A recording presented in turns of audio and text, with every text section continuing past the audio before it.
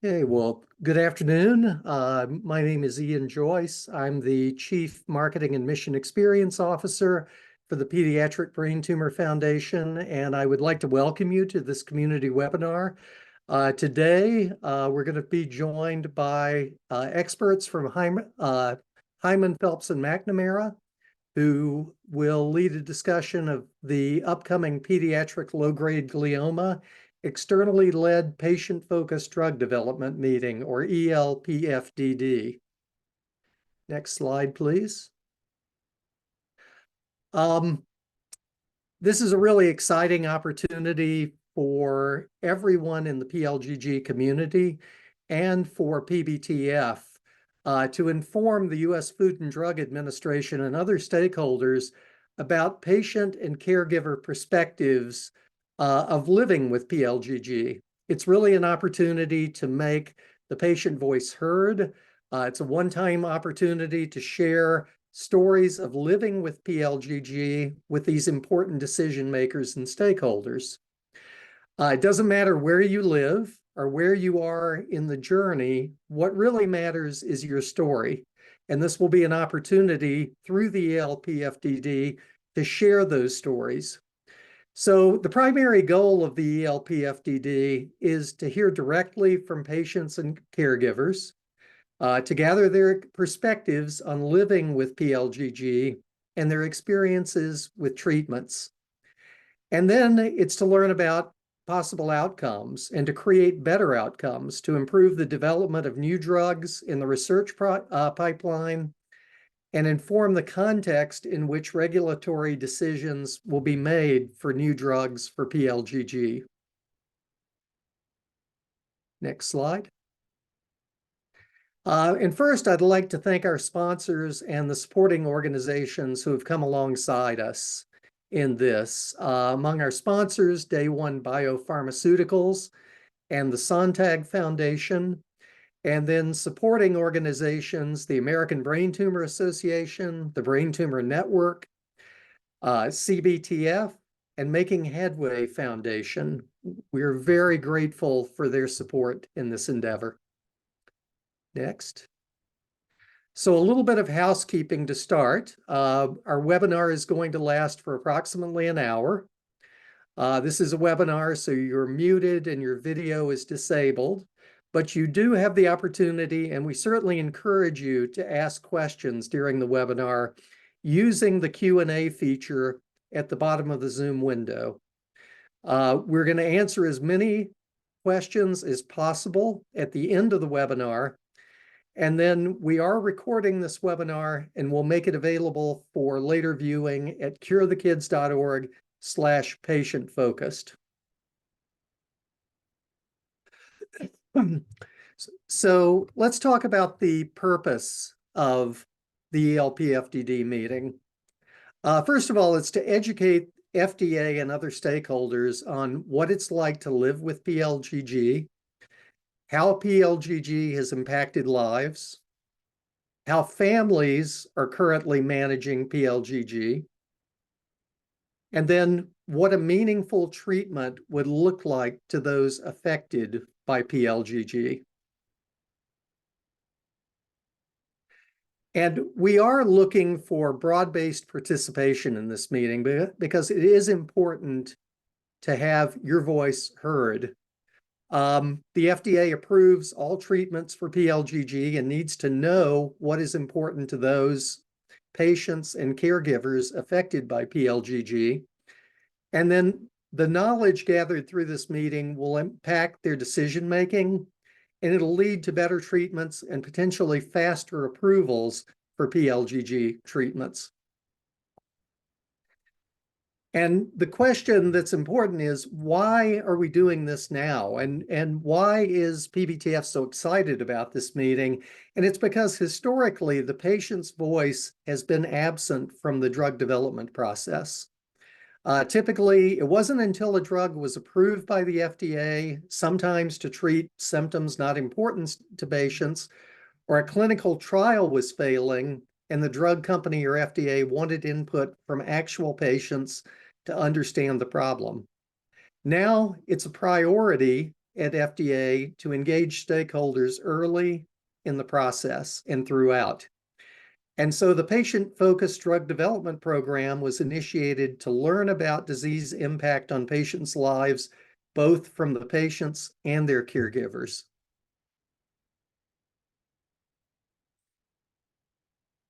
So I'd like to now welcome James Valentine and Larry Bauer from Hyman, Phelps, and McNamara, who I've gotten to know as they've helped us with our FDA engagement and planning the upcoming ELPFDD meeting.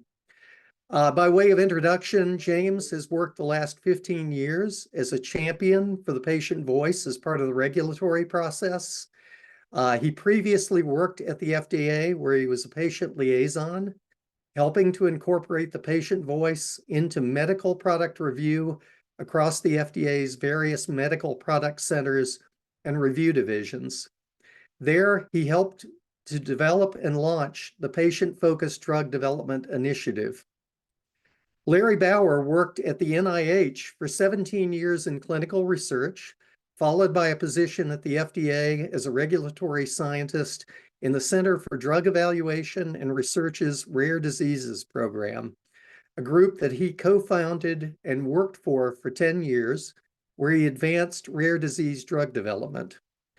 In private practice, James and Larry have worked with many patient organizations to ensure their community's voices were heard by decision makers. And it's relevant to our ELPFDD meeting that they've been involved in helping plan and moderate 3/4 of the over 80 externally led ELPFDD meetings. So we're in good hands with James and Larry, and I'll hand it over to them. Well, thank you so much, Ian, for the kind introductions and setting the stage here for this exciting opportunity for the pLGG community to come together and really educate the various stakeholders, FDA, drug developers, researchers, to ensure that drug development really is patient-focused for this community. And I'm looking forward to helping share some information today for all of you in this community, whether you're someone who maybe has already decided that you want to participate in this upcoming externally led patient-focused drug development meeting and you just want more information to be better prepared, or maybe you're joining today or watching this recording and you're unsure if this is the right opportunity for you.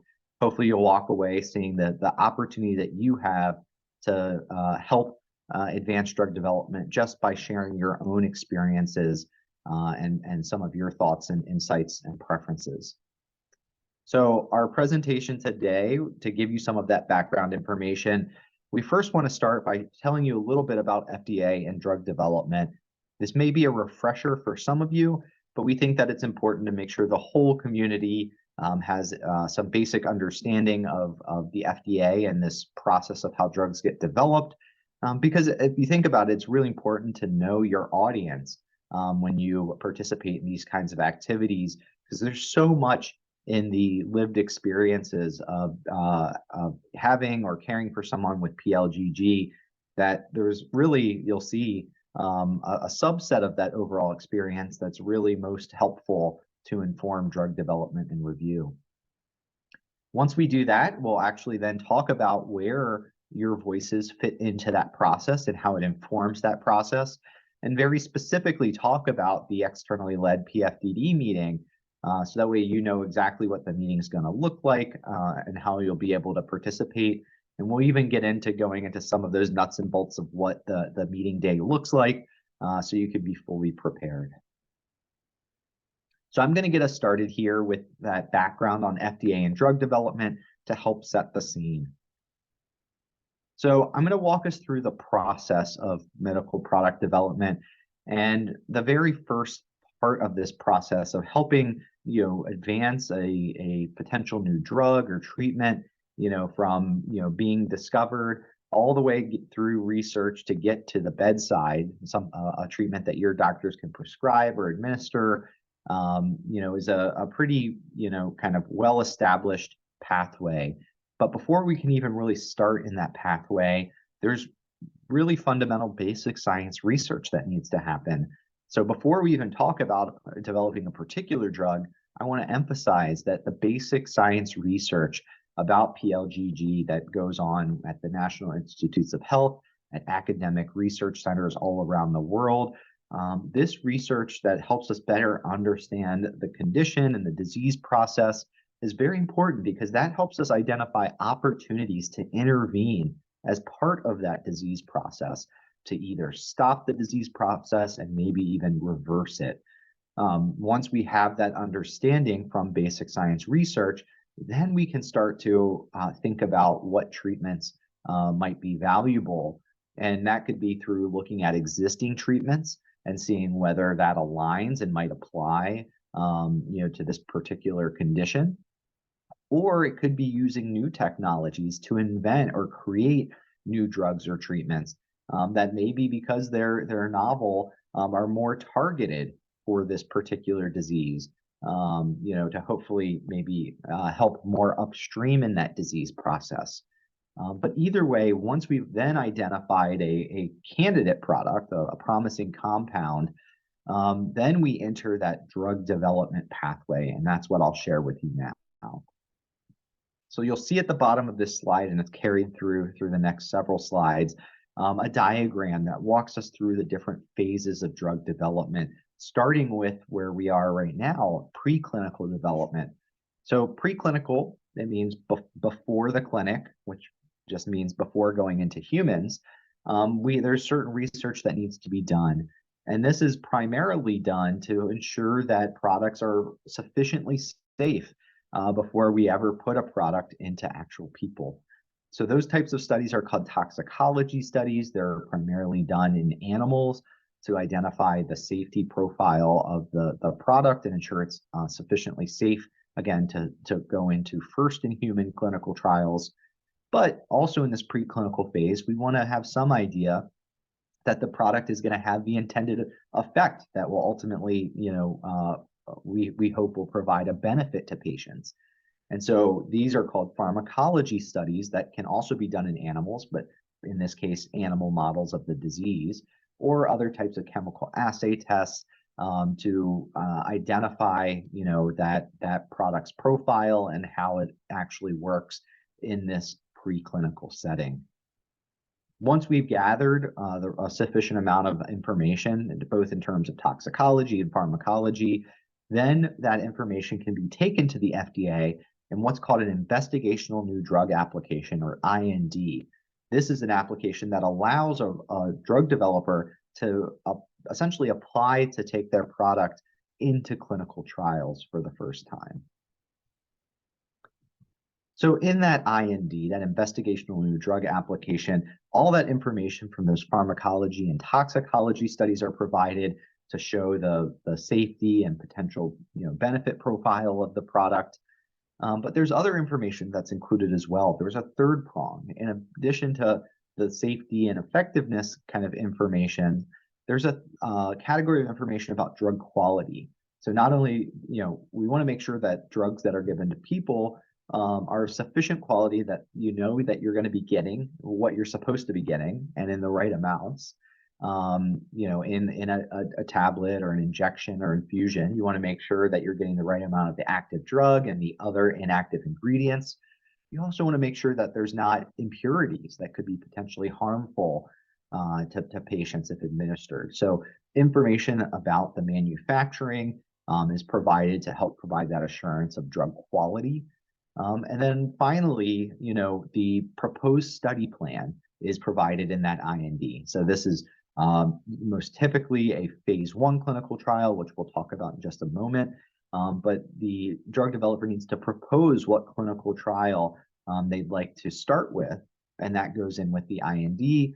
That's called a clinical protocol, and it's accompanied by the information that's going to be provided to the investigators, which are the study doctors, as well as information that would be going to the participants in the trials, like informed consent information. So FDA reviews that, and if FDA gives the green light to move forward, then clinical research can begin. And this is most traditionally begins with phase 1 clinical trials.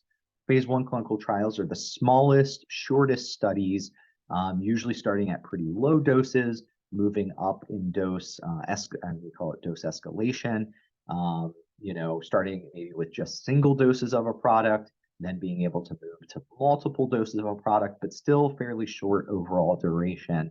This allows us to identify the most common side effects. We're not giving this to a lot of people, so we won't see those rarer side effects, but we get to see what the most common side effects are. We want to make sure that those most common things aren't problematic. They're not, very serious, that would preclude that product or certain doses of that product from moving forward into the later phases of drug development.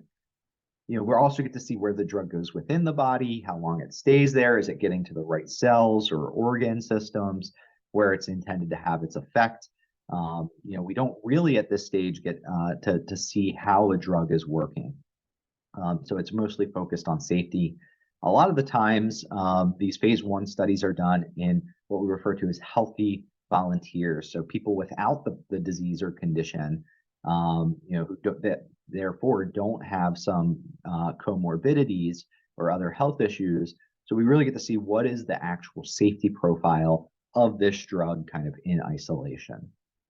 So once we have sufficient information about safety and idea about doses that are sufficiently safe, we can then move and take maybe a couple of those doses into phase 2 clinical trials. These studies are a little bit larger, they can be longer. The emphasis begins to shift here to starting to assess the drug's effectiveness.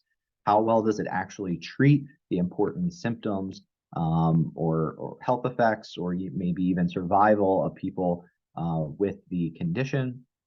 And so because of that, phase 2 trials are always in people that are actually living with the disease or condition.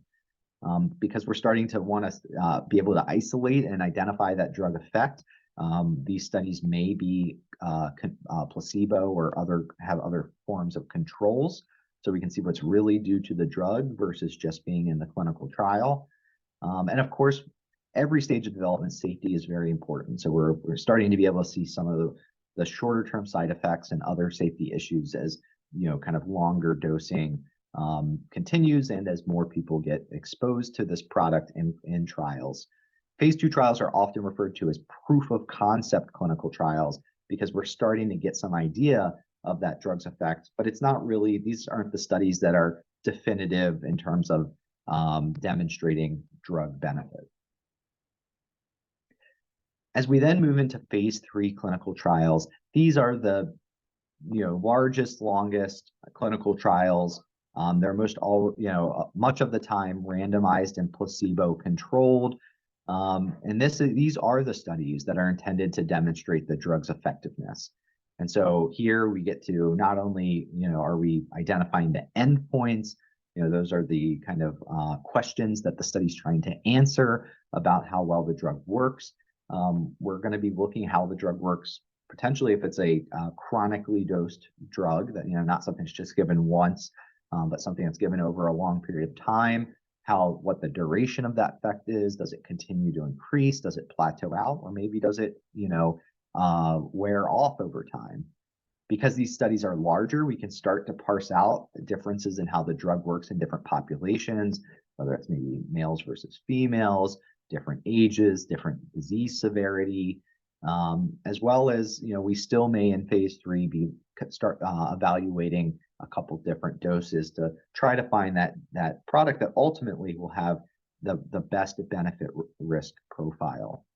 As I mentioned, safety always is important, and these studies, phase 3 studies, can help provide, really important information of, particularly for long-term dosing of products.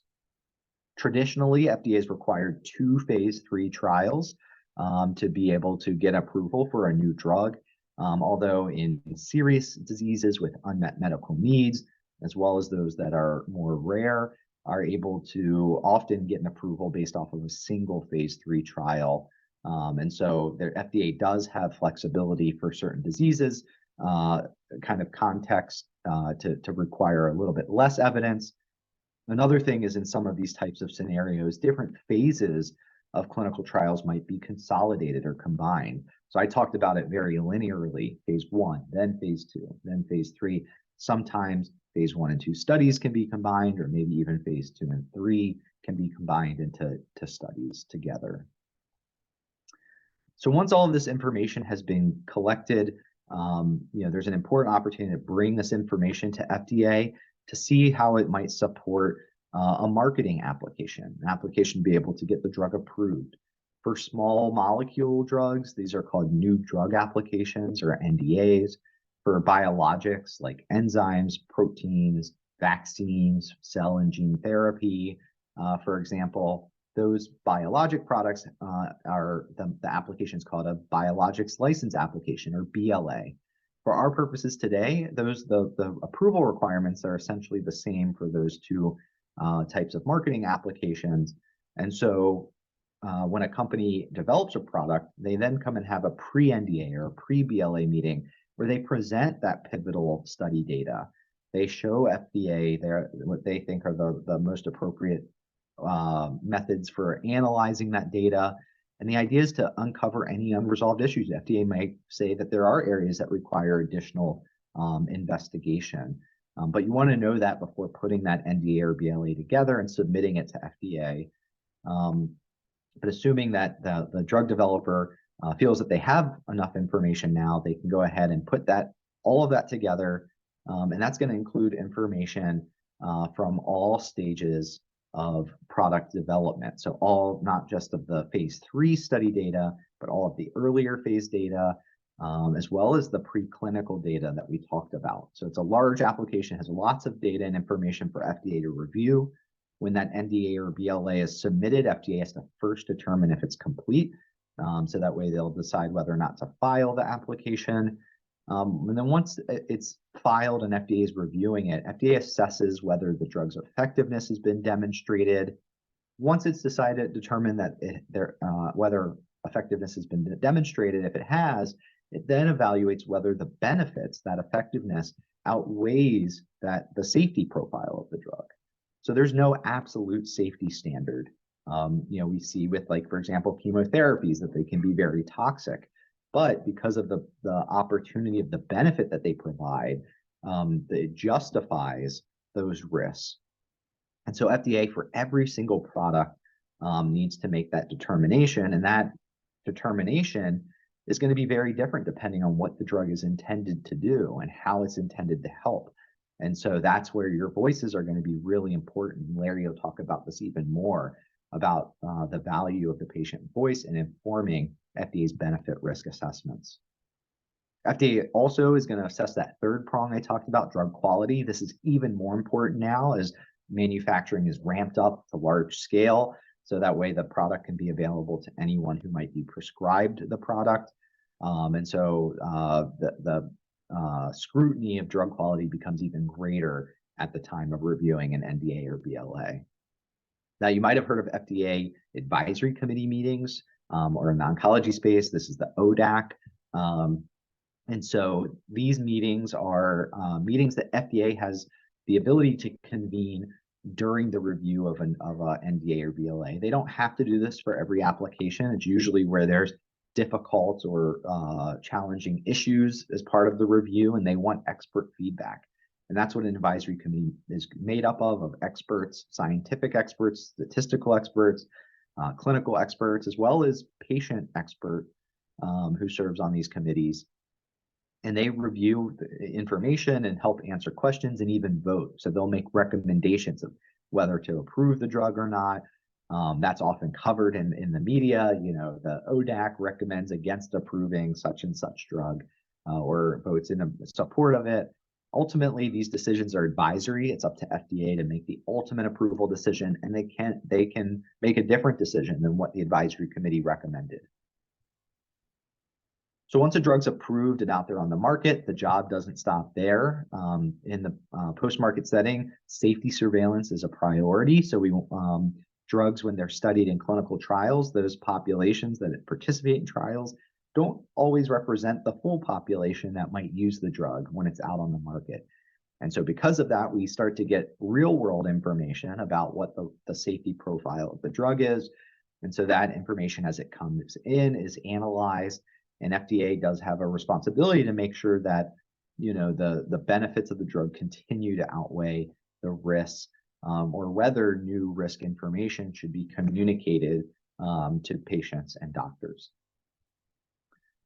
So I talked a lot about the process of how drugs get studied and ultimately approved. Let's talk a little bit more about FDA's role in all of that. So in terms of the development and those clinical trials, it's important to know that FDA does not actually develop drugs. That's researchers, pharmaceutical and biotech companies, even nonprofit groups may be conducting some of this research, but it's not FDA that's actually doing the research. So FDA, because of that, can't mandate that certain research is done. They have to wait for these outside parties to bring research that's being proposed to the FDA. Along the same lines, FDA doesn't actually test drugs. So when studies are proposed to them, they're not then running those studies. They're not on site at those studies. It's the researchers, the study doctors and nurses and other personnel that are conducting those trials, although they do have to seek FDA approval to do those studies here in the United States. Once a drug is approved, there's some things to note about FDA's role. So FDA does not have the authority to regulate the practice of medicine. So what does that mean? FDA is regulating the development as well as marketing. So you think about, those advertisements you see on TV, that's something that FDA regulates. They regulate what companies can say to the public, to doctors about their products. But doctors themselves are free to use FDA-approved products for other conditions, other populations, and this is known as off-label use. So FDA is not providing oversight of that type of activity. That's within doctors' practice of medicine. Also, FDA doesn't regulate the price of medicine or whether insurance companies provide access to medicines. This is not part of FDA's mandate. They don't have this information, but even if they did, they wouldn't be able to consider it. They're considering the direct benefits and the direct risks of the product itself. So I've said a lot about what FDA doesn't do. Let's take a moment to talk about where they are involved. So FDA, in addition to protecting the public health, has a mission to promote the public health. And FDA reviewers, they're seeing and reviewing all of these protocols, all these study proposals for all these different drugs. They see the data for both the drugs that work and those that don't work, study designs that work, study designs that don't work. So they have a lot of technical expertise about drug development. And so they help provide that to researchers and drug developers. And while I didn't put little arrows all along that little figure I showed you, I could have dropped little arrows to show that drug developers are meeting with FDA regularly throughout all of those phases of drug development to seek their advice and agreement on study designs. So FDA helps companies design those trials through those meetings and other written feedback. And so, FDA has a lot of opportunity to help facilitate drug development by sharing their knowledge and lessons learned. We covered a lot of information here in a short period of time. And so if you would like to learn more about FDA's oversight of medical products and how they regulate them, or even just to learn more about how FDA engages with various patient communities, you can go to www.fda.gov/for-patients, and they have a lot of great resources there on these topics. But at this point, we'd like to shift gears and focus more now on where your voices make a difference as part of this process. I'd like to invite my colleague, Larry Bauer, to take over from here. Okay, thank you so much, James. Next slide, please. So Ian, when we started off the call, he talked a little bit about this. I just would like to remind you what the purpose of the meeting that we are planning is. So, the FDA, they review all new drugs that are developed by drug companies, and they have to make the final decision about whether to approve the drug or not. And they wanted to develop a more systematic way of getting information from patients and caregivers about their perspectives about the different disease conditions and the available treatment options to them. This information from patients and caregivers will help the FDA inform their understanding of the context for benefit risk assessments, which I'll talk about a little bit more in a second, as well as their decision-making for the new drugs.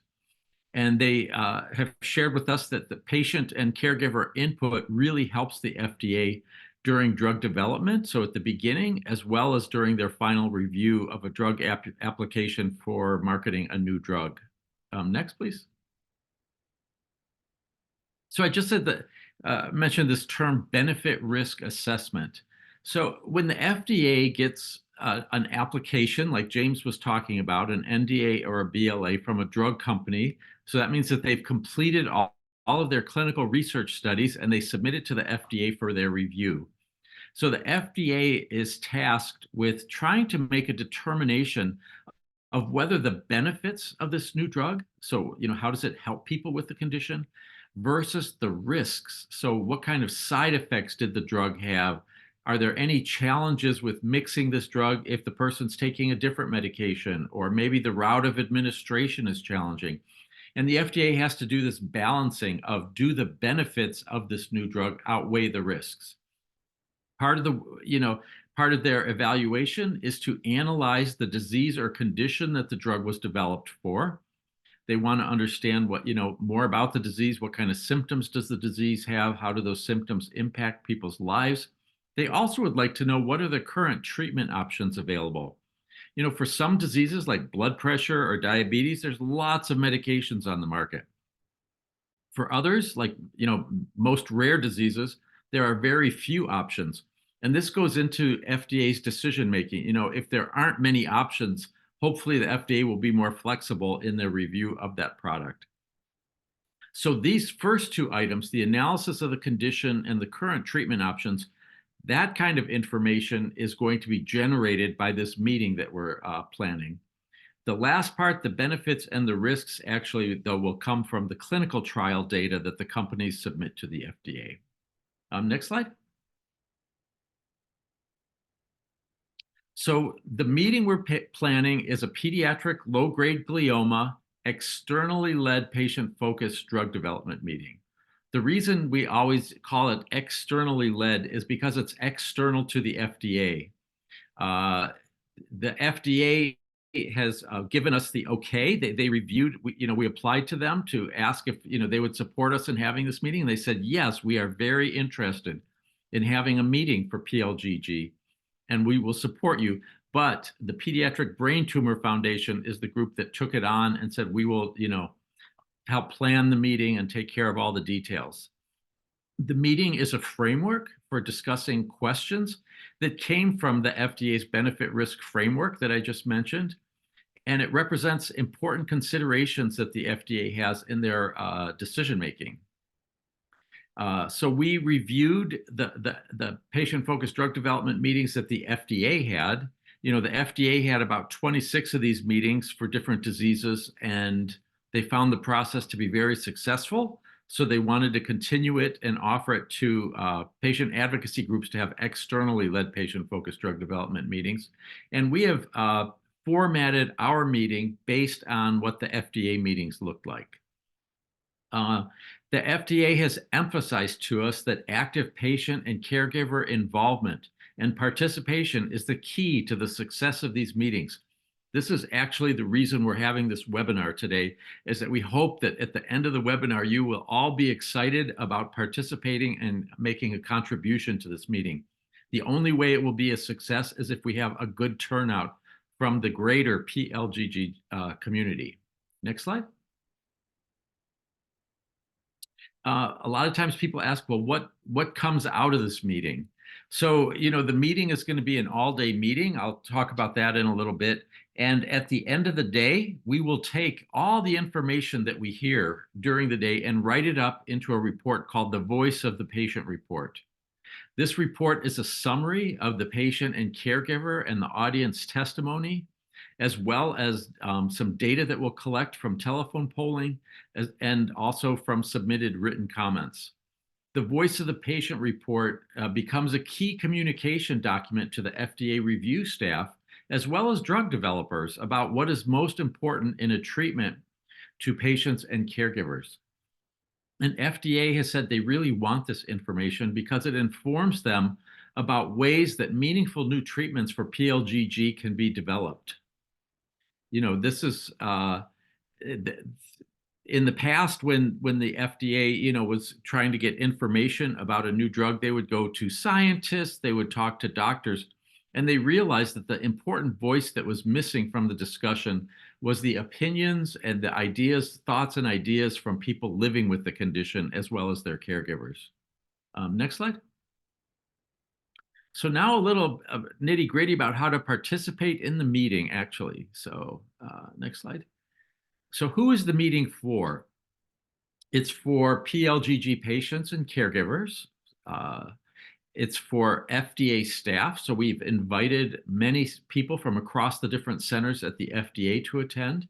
It's also open to pharma and biotech companies who may be developing new treatments for pLGG. And it's a public meeting, so it's open to anyone interested in learning more about pLGG and what is it like to live with this condition. So please, you can do outreach to your family, friends, your doctors, and invite anyone you like to register for the meeting to watch it and learn. The meeting will take place just not too far from here on February 23rd. It'll start at 10 a.m. and end at 3 p.m. Eastern Standard Time, with a half-hour break in the middle of the day for lunch. It's a virtual meeting, so people can attend from anywhere in the United States. And actually, you can attend from anywhere in the world.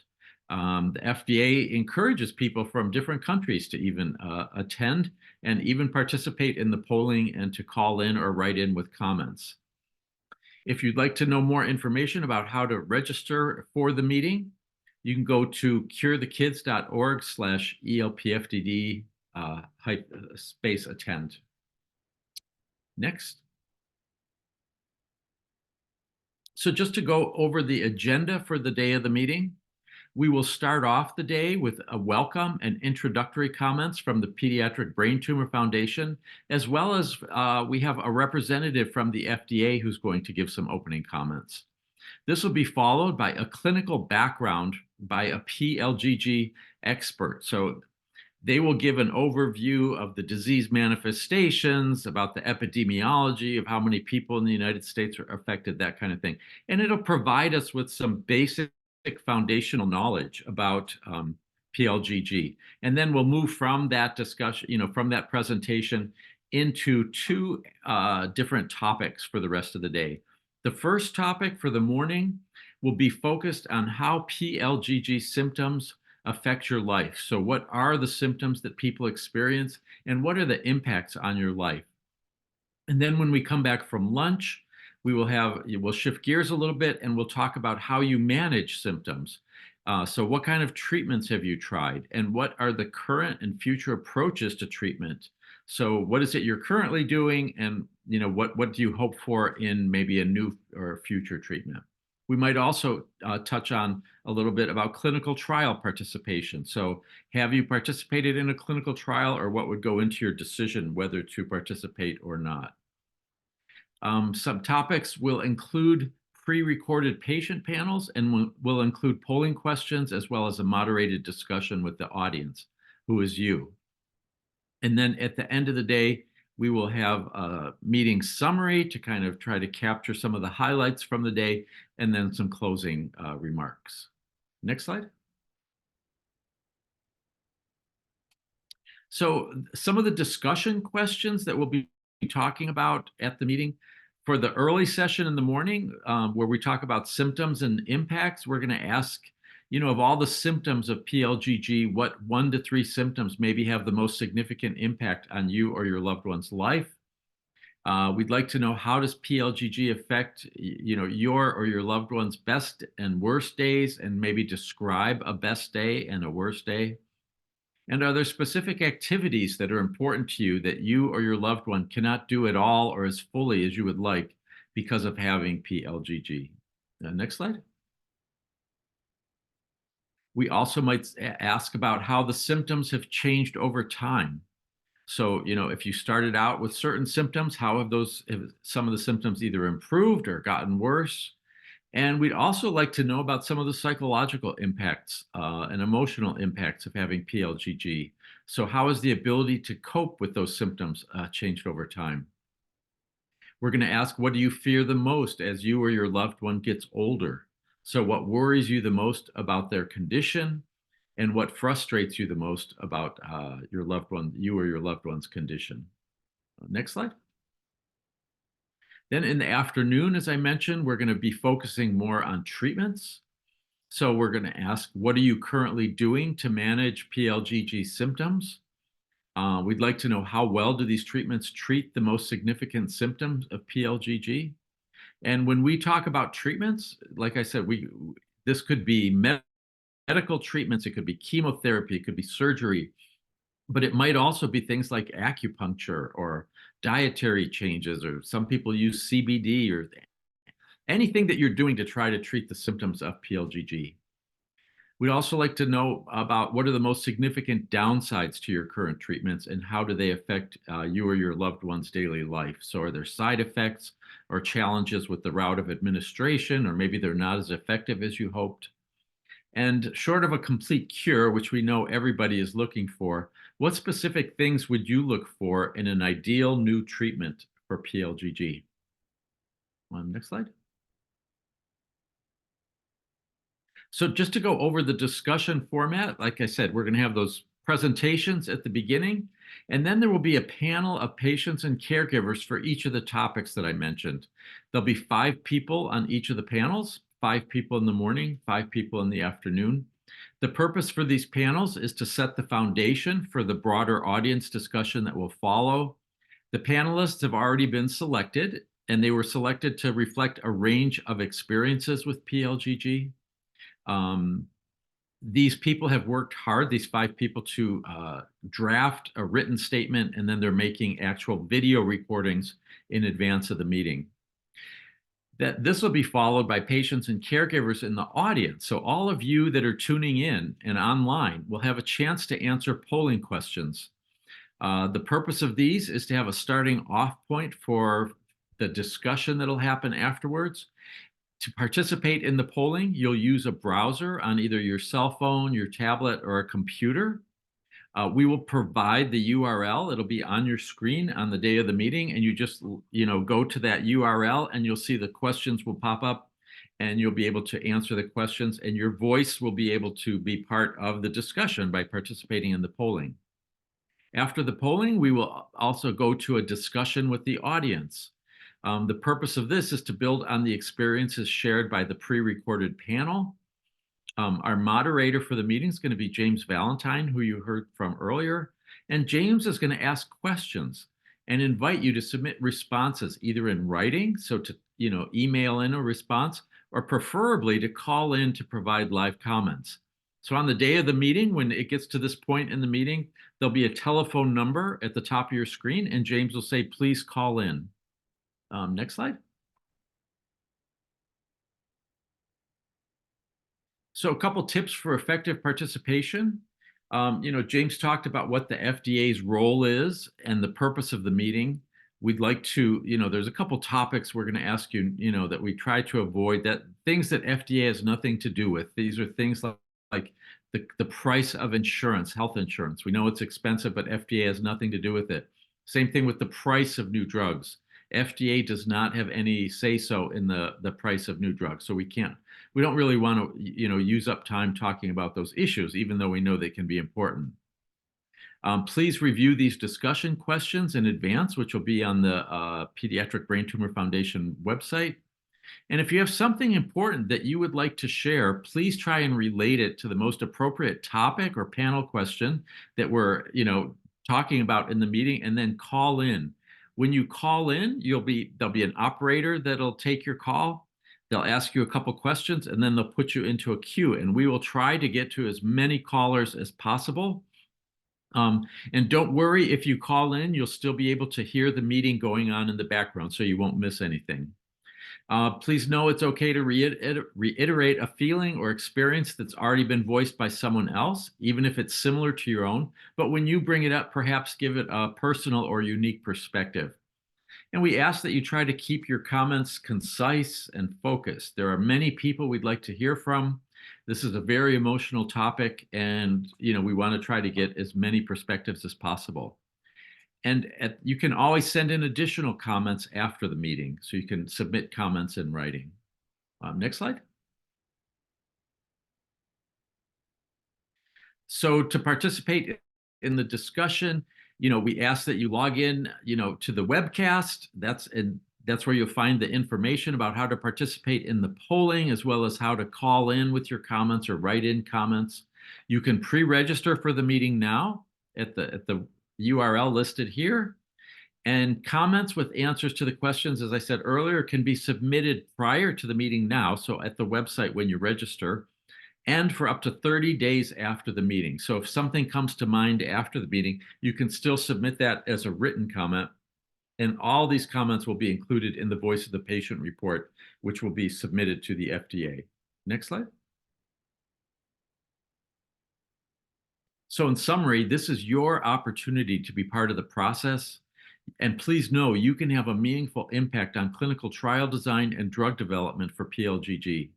Your collective voices, they really must be heard at the beginning of the drug development process to help companies design trials that better meet your needs and that helps the FDA assess the risks and benefits with a full understanding of the impact of pLGG and the patient and caregiver perspective. So please join us and help make a difference. Next slide. So thank you so much for hanging in there and being with us today. We now have about 10 more minutes, 10, 12 minutes for Q&A. Please submit questions to the Q&A. They can be about anything that we've talked about. James went over drug development. We talked about the meeting. A couple things that we won't be able to, we can't really talk about things like specific clinical trials or specific drugs. But please, if there's something that you heard today that you have a question about, please submit your question. Yeah, thank you, Larry. And we've already had a few questions come in, that we can start addressing, but we'd love to see some any questions that you have. If you have it, it's likely someone else is thinking the same thing. So it'd be great to help the entire community here. Have the benefit of hearing the answers to those questions. So I was reviewing the questions as you were finishing your presentation there, Larry, and so I can start us off here reading some of those. These first few kind of pertain to some of the content I was covering about drug development and FDA review. So one question is, at what point is data from phase 1 to other clinical trials shared with the public? There is a requirement in the United States for phase 2 and 3 trials that are subject to FDA regulation to have their results posted on clinicaltrials.gov, which you all may be familiar with as a place to look up clinical trials that are recruiting. But there's also a requirement to post results of those clinical trials, typically within 1 year after the conclusion of the trial. There's some exceptions to that, depending on whether FDA approval is being sought, and there can be some postponing of posting of results, but that's really the only requirement. Most companies, however, share some or all of their data through press releases and other company updates, as well as by having their research published through the study. Doctors running the studies will often publish the results. So while there is a requirement, usually most study results come out well before they're required to be posted on clinicaltrials.gov. So another question is, are there additional criteria for the FDA when they are reviewing drugs and treatments in the pediatric space? I can definitely start off on this. So there definitely are additional protections and requirements for developing drugs in the pediatric space. Kind of from the very beginning, there's extra protections to even be able to study a drug in children in clinical trials. There's an added requirement that drugs have evidence that there's a prospect of direct benefit for children. So whereas kind of the regulatory paradigm says adults, they can assess the degree of information or maybe lack thereof or about how well a drug might work. There's protections to make sure that the regulators for studies in kids actually agree that there's sufficient information that the drug will work, and that the trial is designed in a way that kids will actually be able to benefit from a drug if they're in a clinical trial. There's also other requirements that require, for certain conditions that are being studied in adults, that there's a plan to study that product in children. So there's different touch points, and there's specific people at FDA who have expertise in pediatric drug development that are brought in also to help provide advice throughout product development. Another one here from about drug development, loving these questions, about drug development and review. So this question is, with so many reviews needed from the FDA, how do they prioritize, and how long is the delay for an FDA approval? So one thing I didn't mention is, before maybe I directly answer this question, is the average time that it takes to even develop a drug is over 10 years. So from that identifying the drug, doing the preclinical research, and all those clinical trials, I think on average is something like 12 years to get to a potential FDA approval. But the other piece of that is only 1 in 10 drugs actually succeeds. Many, drugs don't even make it through preclinical testing, and then each subsequent phase of clinical trials, more and more drugs, fail or have, too serious of safety issues to keep progressing through. And so, because of this is what makes patient-focused drug development so important. It's so important to get these trials right and design these trials and be able to then understand the data from these trials to help increase the chances that we really identify a drug. We don't want a drug trial to fail, and it to fail not because the drug doesn't work or it's not safe, but because it wasn't designed in a way to actually, properly assess the drug. And your voices are so critical to designing these trials in the right way. So in terms of how FDA prioritizes, FDA receives what are called user fees from industry. That's not specific to each application, but it's a big pool of money that is put together whenever a company applies for an NDA or BLA. They pay that user fee, and then that money then helps provide resources to the FDA to get the right personnel to be able to keep up with the demand of all of this. Now, there are certain priorities in terms of serious diseases with unmet medical needs, and that cuts down on some of FDA's review time. So the idea is that they want to accelerate certain applications and give them priority review. And so that, again, that's where your voices are so important. That helps FDA see whether that product should qualify for that priority review or not, based off of the amount of and seriousness of the unmet medical need. Even if there are treatments available, there could still be a lot of unmet medical need, and that can be something FDA doesn't understand until they hear from the patient community.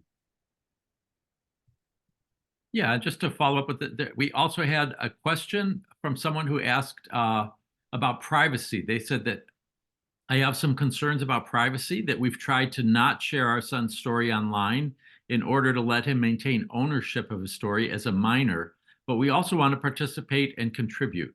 Will a recording of the meeting be made public or kept private? So that's a great question.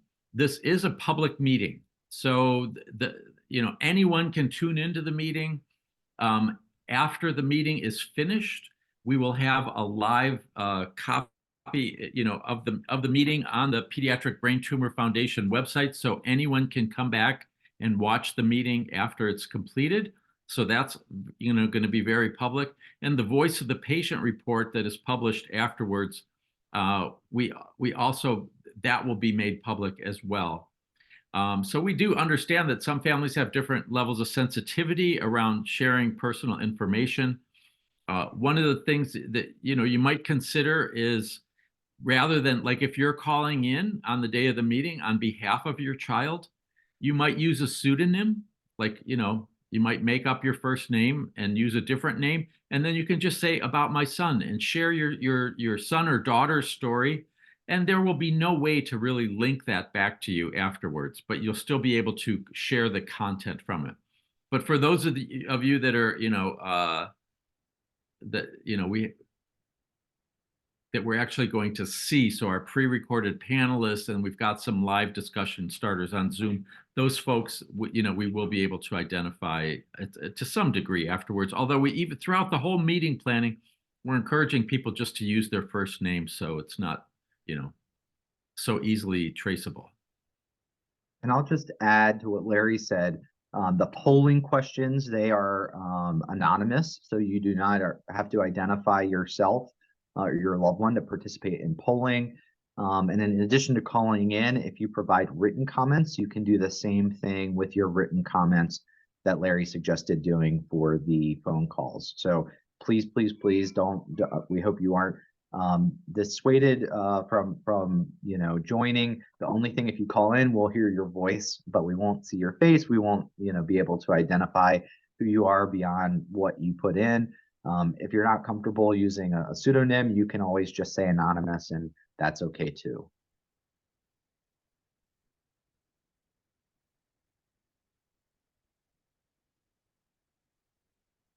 All right, I think we have just a couple more minutes for questions. If there are any others, please go ahead and submit them in the Q&A box.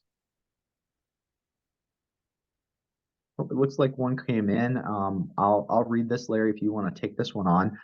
So this question is, how often do we make voice of the patient reports, and are they updated over time? Yeah, sure. That's a great question.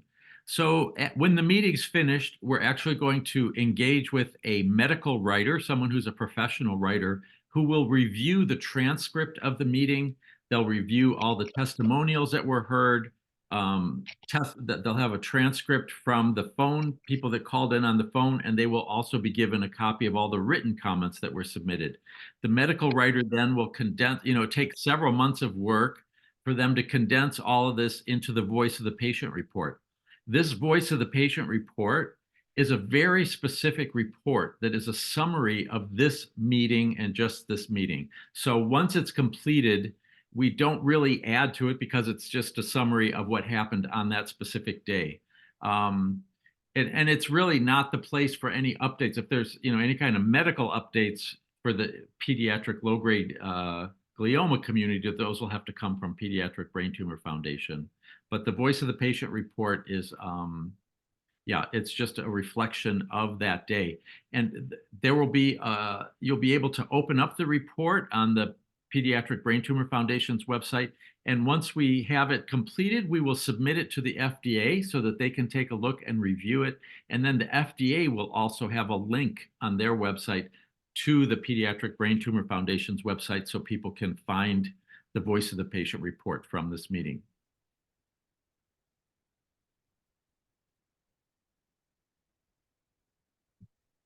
Right. Well, it looks like we're just about time here. This has been a great set of questions across a lot of the topics that we covered. We hope that if you have any other questions, you'll follow up with the Pediatric Brain Tumor Foundation, and we'll make sure to be able to answer any questions moving forward. But we'll turn it back over to Ian at this point. Thank you. And thank you, Larry and James, for taking time to share information about the ELP-FTD. And thank you to all of you who attended today's meeting. We've posted in the chat a link that you can use if you have additional questions.